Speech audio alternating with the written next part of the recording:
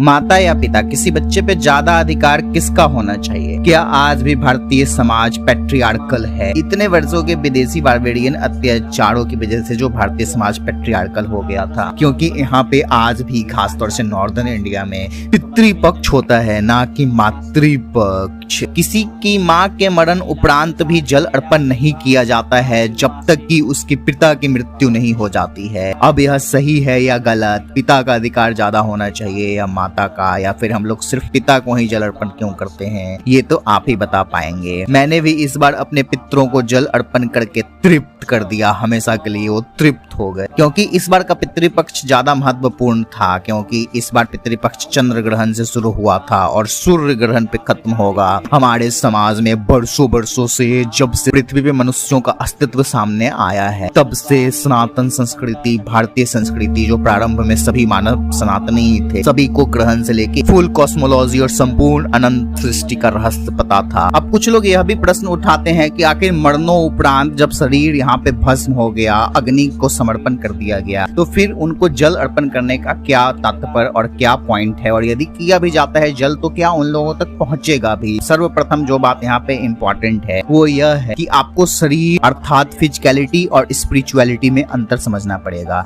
हमारा जो शरीर है यह हार्डवेयर है जो चलता सॉफ्टवेयर से है। सॉफ्टवेयर डिवाइस के टूट जाने और खराब हो जाने के बाद भी सर्वाइव करता है, अर्थात जो हमारी आत्मा है, जो हमारा स्पिरिचुअल अस्तित्व है, वह हमारा सॉफ्टवेयर, वह हमारा आत्मा, जो हमारे शरीर के खत्म होने के बाद भी सर्वाइव करेगा। जैसे आपके मोबाइल में जो डेटा है वो आपके मोबाइल के टूट जाने के बाद खत्म नहीं होता है, जो स्पिरिचुअल चीज है, और इस स्पिरिचुअली को कनेक्ट कर सकते हैं हम लोग ध्वनि से, क्योंकि ध्वनि सेमी स्पिरिचुअल होता है, बट ध्वनि का सही पैटर्न और सही ऑर्डर हमें पता होना चाहिए, जिसको हम लोग मंत्रास बोलते हैं। तो जब हम मंत्राज का सही उच्चारण करेंगे तो मंत्रों से हम आत्मा से कनेक्ट कर सकते हैं।